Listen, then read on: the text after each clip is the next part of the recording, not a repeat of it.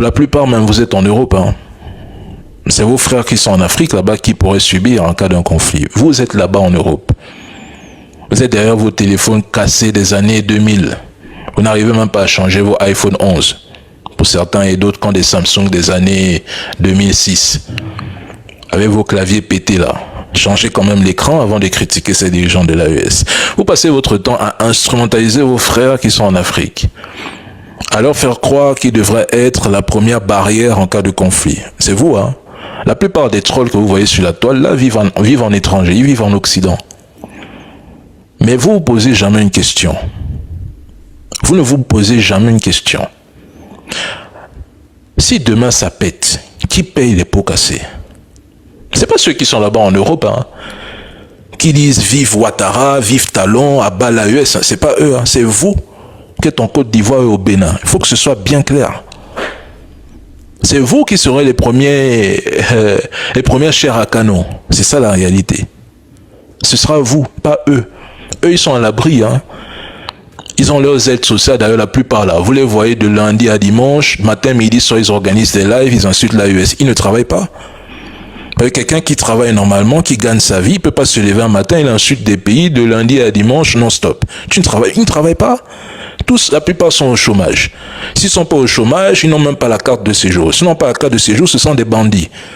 Mais sur TikTok, ils viennent vous jouer les savants, les intellectuels, les surdoués, alors que la plupart là sont au chômage. Ils n'ont rien, ils veulent juste une forme de reconnaissance en attaquant le matin, midi, soir l'AES. C'est ça la réalité. Parce que quelqu'un qui travaille durement sa vie, qui a réussi sa vie, mais n'a pas le temps de venir sur les réseaux sociaux, sur TikTok, de lundi à dimanche, de 7h à 7h, activer sa caméra et insulter 3 dirigeants qui ne lui ont rien fait. Absolument rien. Ils sont la plupart en commentaire, hein. Ils sont là, ils me regardent. C'est ce qui est drôle, c'est qu'ils critiquent, mais ils sont dans le live. Ils m'écoutent, ils me regardent attentivement. En fait, c'est la souffrance, c'est la douleur. Vous souffrez, hein. C'est même psychologique. Votre problème là est psychologique, hein. On devrait vous soigner. Vous êtes malade. Vous avez un sérieux problème mental. Je vous le dis aujourd'hui. Mais le message de Tchani est clair. Moi, j'ai publié sur mon post Facebook, méfiez-vous des gens qui ne me parlent pas beaucoup. Parmi les 3 dirigeants de l'AES, tout le monde le sait, Tchani, c'est le seul qui me parle, même Assimi Goïta, hein, c'est des présidents qui ne parlent pas beaucoup. Nous, on a toujours donné en spectacle notre président Ibrahim Traoré parce que c'est lui le chef de la meute, c'est lui.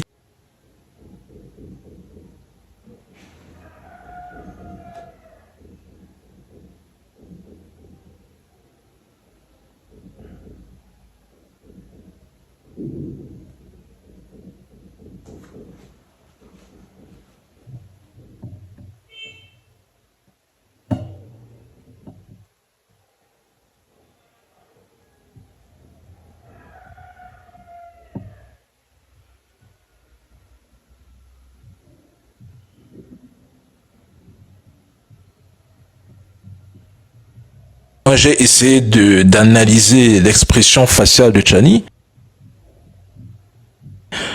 Tu sentais la colère. Il est en colère. C'est même pas la déception. Hein. La déception, on pouvait la sentir au départ, dans les années 2023-2024. Mais là, tu sens la colère. Et c'est ce que nous attendons aussi quelque part de l'AES. Parce que dans la vie, à force de croire que les gens devraient vous taper matin, midi, soir, et vous ne devriez pas répondre parce que ce sont vos frères, mais ils vous prennent pour les derniers de la classe. Ils prennent pour des larbins. Ils se disent qu'ils ont la possibilité de vous manipuler, de faire ce qu'ils veulent, et vous n'allez jamais riposter. Non, la soumission est terminée. C'est terminé. L'époque où les gens disaient oui, oui, non, sans réfléchir, c'est terminé. Et ce message tombe à pic. Rappelez-vous de ce qu'Ibrahim Traoré a dit. Hein. Et rappelez-vous aussi de ce que Assimi Goïta a dit, parce que tout leur discours, là, moi j'ai l'impression qu'ils se sont coordonnés. Au sommet de l'AES où j'étais présent, Ibrahim Traoré a annoncé l'hiver noir. Un albinos noir dans un hiver noir. C'est ma phrase. Un albinos noir dans un hiver noir. Il a annoncé. Il disait, mes frères africains, préparez-vous. Tchani vient encore, il vous fait une déclaration ce soir. Et ça, il ne s'adressait même pas qu'à Patrice Talon. Il ne s'adressait même pas personnellement à Ouattara. Il s'adressait aussi aux Africains. Il s'adressait aussi à son peuple. Armez-vous. Parce que la guerre, elle est là. Elle est non seulement psychologique. Cette guerre est économique. Elle est mentale. C'est la guerre des esprits. Mais il ne faudrait pas qu'elle déborde à une guerre conventionnelle. C'est ça la réalité. Parce que hier, j'étais dans le live d'une sœur. Je disais à cette sœur que, tu sais, et ça fait aussi 1 an que je le dis, et j'avais même produit une vidéo là-dessus. Vous croyez vraiment que l'AES s'arme pour les terreaux? Souvenez-vous de ma vidéo, hein. Les gars, mes vidéos sont encore là, hein. Il y a 1 an, jour pour jour, j'avais produit une vidéo où je disais, vous êtes sûr que l'AES achète des chars? Tout ce que vous voyez là, vous célébrez, oui, vive l'AES. Vous pensez que tout ça c'est pour les terreaux? Vous êtes vous posez cette question, hein? Vous êtes sûr que tous ces systèmes anti-aériens, tout ce que vous voyez là, c'est pour les terreaux? Vous êtes sûr?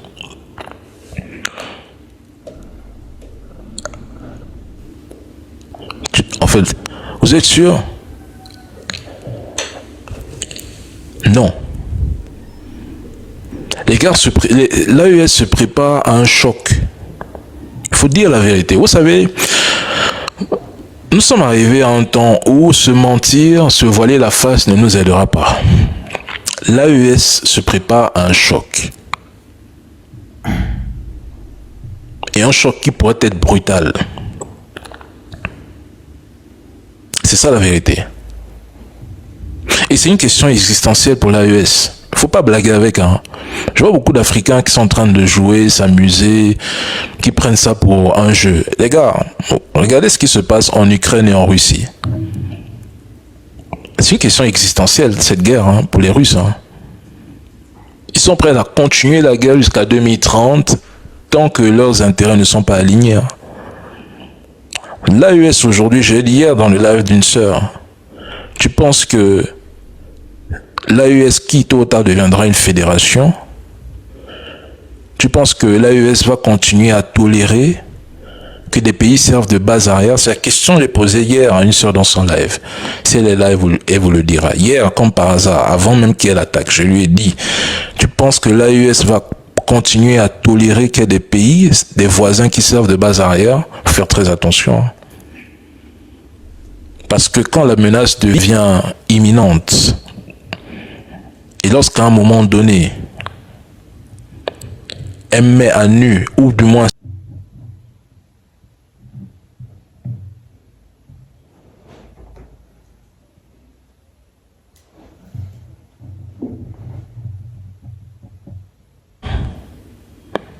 c'est triste, hein, mais c'est la vérité. Hein. On est en train de préparer des pays africains à des guerres. Il suffit de voir ce qui se passe en RDC, au Rwanda, au Soudan, en Libye, un peu de partout. L'Afrique est en train de se morceler petit à petit. Nous n'arrivons même pas encore à le voir, mais on le ressent. On nous prépare des guerres. Et des guerres sanglantes. Ibrahim Traoré vous l'a dit avec l'hiver noir. Il faut vous préparer. Parce que l'Afrique est divisée, et c'est un fait. L'Afrique est divisée en deux. Aujourd'hui, en 2026. Il y a une Afrique pour les soumis, pour les néocoloniaux, ceux qui pensent que la solution c'est l'Occident, ceux qui ont accepté les pots de vin pour trahir leurs frères, des Blaise Compaoré, des Damiba. Il y a cette Afrique-là.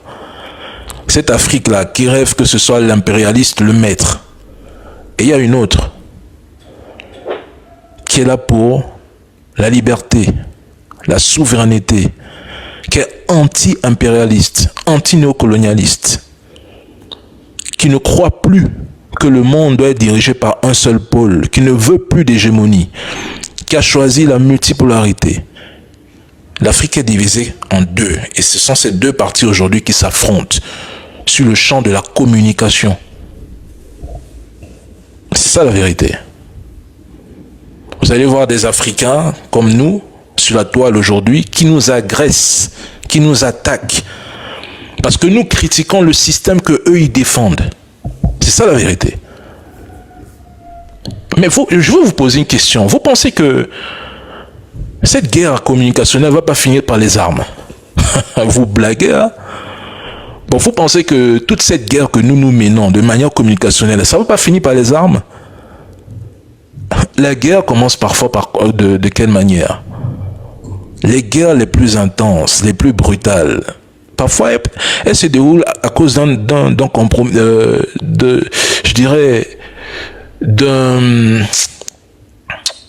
quel mot je pourrais emprunter ici? Parfois se déroule sur la base j'aime pas le mot.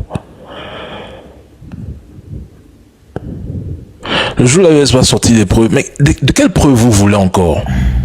Mais les preuves sont visibles. Mais posez-vous une question. Que font des terreaux avec des motos, des armes lourdes, en plein 3h, 2h du matin, dans une zone stratégique qu'est l'aéroport, avec des drones prêts à attaquer? Mes frères, ils ont été pistés. On leur a dit de le faire. Ils ont été instrumentalisés. Ils ont été payés. On leur a dit où frapper. On leur a demandé à quel moment le faire. Est-ce que vous imaginez même les conséquences si cette attaque réussissait? C'est grave ce qui se passe au Niger. Hein? Tout ça à cause de l'uranium. L'uranium que ces Européens disent ne plus vouloir, c'est pour ça qu'ils sont en train de faire la guerre. Hein? Ces mêmes Européens qui vous ont dit que oui, mais nous on profère l'uranium du Kazakhstan. Mais l'uranium du Kazakhstan dépend de la Russie. Ça aussi, ils ne vous le disent jamais. Hein. Ils sont les premiers à dire que oui, mais le Kazakhstan est le premier pays à fournir l'uranium à la France. Nous, on s'en fout de vous. Mais vous ne pouvez pas tenir ce discours. Alors que l'uranium enrichi du Kazakhstan dépend quelque part de Rosatom. Donc, si demain, vous, chers Européens, vous êtes devenus tellement russophobes que vous n'arrivez même pas à distinguer les russophones et les russophobes, vous qui détestez les Russes, si demain vous entrez en guerre contre ce pays, qui aujourd'hui nous a même rien fait, vous allez faire comment avec le Kazakhstan? C'est aussi ce genre de questions qu'il faudrait se poser. Vu que c'est vous qui voulez déclencher les guerres de partout. Vous êtes en train d'investir près de 800 milliards de dollars en Ukraine pour faire quoi? La guerre dans les années 2030 à la Russie. Vous êtes en train d'investir des milliards de dollars dans la communication pour faire quoi en Afrique? Pour faire la guerre de communication. Pour mettre HS les personnes qui mettent à mal votre narratif. Mais tout ça va finir par les armes. Moi, je vous le dis aujourd'hui, moi, je suis fatigué de tourner autour du pot avec mes frères africains. À un moment donné, si les Africains ne comprennent pas qu'il faudrait s'unir, ils vont se faire la guerre. C'est tout. Et peut-être après cette guerre, les Africains vont s'unir. Parce que là, j'ai comme l'impression que c'est la seule voie que nous devrions emprunter. Étant donné que c'est la seule voie que nous sommes en train de voir. Les gens, en fait, mais est-ce que vous vous rendez compte que les gens détestent l'AES pour un rien? Il y a des gens qui haïssent l'AES pour rien. Ils haïssent ces trois dirigeants pour rien. Ils célèbrent des attaques terreau pour rien. Quand un femme tombe, ils sont heureux pour rien. Si un soldat nigérien tombe, ils célèbrent pour rien. S'il y a une tentative de déstabilisation au Burkina, ils sont contents pour rien. C'est elle qui donnait des pics à Laura. Allez voir sur Twitter. Twitter est devenu la ferme à trolls. Twitter, c'est la ferme à trolls. Qu'est-ce qui s'est passé entre 2h et 8h concernant le Niger? Allez sur Twitter, par exemple, même sur Facebook. Ils ont fait les petits montages de Tchani sous le lit. Tu vois même des médias dire que oui, mais si Tchani n'a pas été éliminé, qui sont alors faire un communiqué? Mais vous oubliez que lorsque vous avez mené votre attaque contre l'aéroport de Bamako, je pense que c'était en 2024, 2023, 2024. Vous avez tenu le même discours quand Assimi Goïta n'était pas sorti. Vous avez dit que oui, mais Assimi Goïta, il est où? On a attaqué l'aéroport, c'est-à-dire qu'on l'a éliminé. Vous avez tenu le même discours avec Ibrahim Traoré ici, lorsqu'il y a eu des attaques dans la capitale. Je m'en souviens. Vous avez dit que oui, on a attaqué Ouagadougou, c'est terminé, Ibé est tombé, pourquoi il ne sort pas depuis 2 jours? Quand Ibé est sorti, vous êtes rentré dans vos trous. Ils ont compris qu'ils ont fait... Ce matin, moi j'ai vu des publications où les gens viennent nous dire que oui, c'est fini, il y a eu tentative de coup d'État, Tchani est tombé, c'est des menteurs, le pays va mal. Tchani est sorti jusqu'à insulter vos présidents. Là, vous êtes encore rentré dans vos trous parce que vous êtes des rats. Si vous croyez que le rat sort lorsqu'il ne ressent pas une menace. Il grignote. Dès qu'il voit la menace surgir, il retourne dans le trou. Parce qu'on n'avait que ça à offrir, mes frères. Pourquoi vous n'êtes même plus des frères? Parce que tout Africain, pour moi, qui est contre le combat de l'AES, n'est même plus un ennemi. On peut un peu vous traiter d'ennemi. On ne peut pas vous traiter d'Africain. Vous êtes des gens à abattre. Moi, je le dis clairement, pas vous abattre. La traîtrise, pour moi, elle n'a pas sa place, en vérité. Tous les pays de l'AES, là, honnêtement, Burkina, Mali, Niger, vous devriez instaurer la peine de mort. Je pèse mes mots. Il faut des exemples à un moment donné. Trop, c'est trop. Parce que tant que vous ne prenez pas certaines personnes, là, hein, vous n'en servez pas comme exemple, ça va continuer.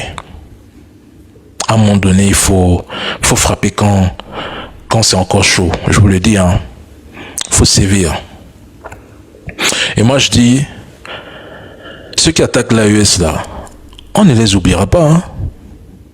Ce que vous oubliez, c'est que vous bavardez aujourd'hui, les archives restent. C'est ce qui est drôle.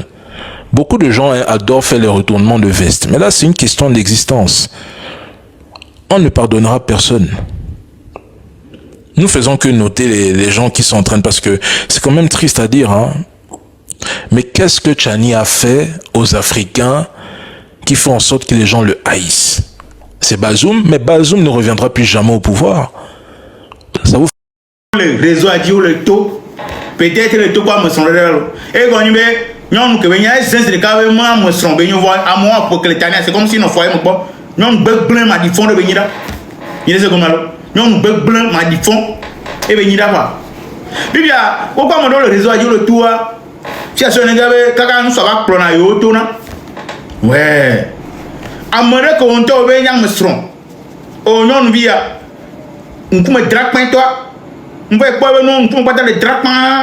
Si bien à fort alors baser le mais quand je dis on ko na bodo on na baser on ne drani et do la humire ne mo ba te di bu ne zo malo on peut me ko draper si bien fort de mi ni ne nyama we no wache yalo o le zo malo o la do godi kada sono kem bibia o kwa mo le to le te ko mo le réseau a dit on to be me nya mesron o non vi draper malo o be hon na mesron OK bibia o to na ku sude le gladi que nous soit prendre mi am via o va prendre hon na e ni to na est-ce que ça vient mi pas est-ce que non vi frère so ne nya mais am mesron be alors problème de le o kaka quoi c'est bon est-ce que c'est bon pour vous Pia et tu dois janvier le réseau a dit que na janvier la projet garo mais on va encore na lo ba via cha so ne ge cha o ko to na via que be fofua be framponner au plan là quoi mais on peut ou va foi ni bon non ma do tana va be bio bizé non ma do tana tonton non on va me descendre o la kwa di be o be munya va o soit be table bu lo de bo o 20 toqué ta quoi via o que tu es cerveau que nem soanya ze kada buzz de kavonya o da nuit tonton befu ne non yo le mi ya non ni pas le gladi me yo ascendé ne mi o ver be santana elle be flic comme la fibu et ba bebe le quoi ouais ndaga ma ba fugue la bibo ne bo gbem lo wa bofu no o le se comme ouais petit ni nyani mu na nu yo mu vraiment autant vide. Et voilà la famille, merci d'avoir suivi la vidéo du début jusqu'à la fin. Voilà, comme je le disais, une personne au Burkina Faso, deuxième Ferdinand a été du Burkina Faso. C'est ce monsieur, je vous assure. Si vous écoutez, c'est dire ces trucs, voilà. La différence, c'est que lui n'est pas journaliste. Avoir une investigation comme Ferdinand a été, c'est tout. Sinon, souvent, ces propos, quand j'écoute ces propos, je me dis, waouh, waouh. On dirait effectivement qu'il était du Togo. Donc bref, j'espère que vous avez kiffé. N'hésitez pas à vous abonner pour plus d'infos. On se capte après. Ciao.